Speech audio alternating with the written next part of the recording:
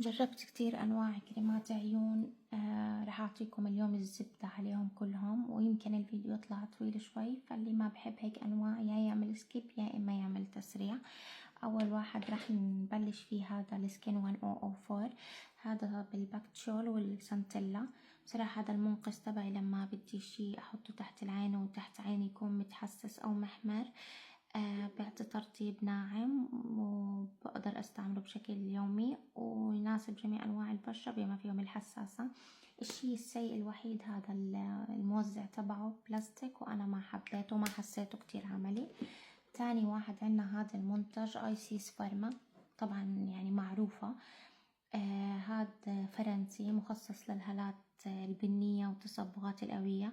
أنا بالنسبة لإلي ما عندي هالات كتيرة، خفف لي منها بس ما حسيت الفرق الكبير، لأنه مثل ما قلت محتاج هالات تكون كتير غامقة. بس بعرف كتير ناس جربوا عندهم هالات غامقة وساعدهم طبعا مع الاستمرار وبعد ترطيب حلو خفيف. كريم سيول 1988، هذا تقريبا من أقوى كريمات الريتينال اللي أنا استخدمتهم، هذا طبعا من رأيي الخاص. بيحتوي على 0.5% من الريتينال، يعني أقوى من الريتينال بكتير. مصمم للتجاعيد والخطوط. أنا برضو ما عندي خطوط ولا تجاعيد كتير تحت العين، فحسيت الفرق خفيف، بيعطي شد حلو تحت العين وبيعطي ترطيب خفيف.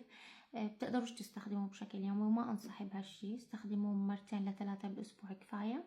وحطوا لو كنتوا تطلعوا تاني يوم الصبح حطوا واقي شمسي، وما بيستخدم غير بس بالليل.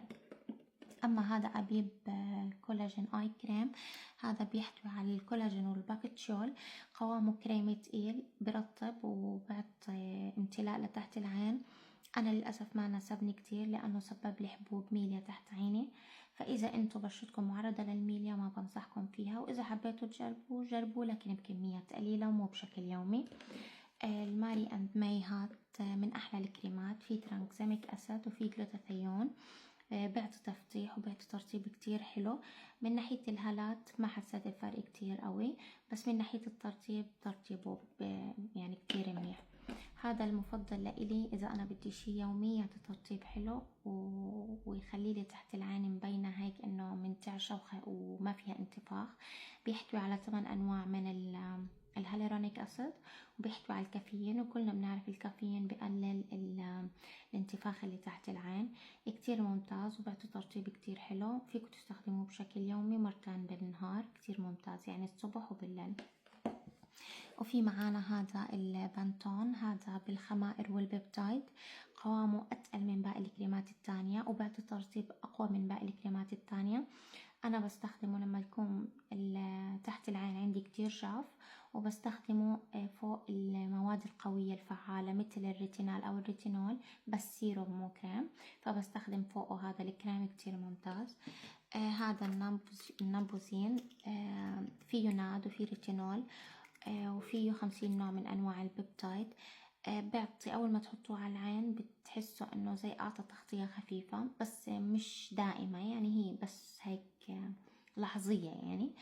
وبيعطي ترطيب حلو وبخفف شوي من الخطوط اللي تحت العين. أما من ناحية الهالات ما حسيت الفرق كتير كبير. هاي كانت تجربتي معاهم كلهم، فأتمنى إنه أكون فدتكم.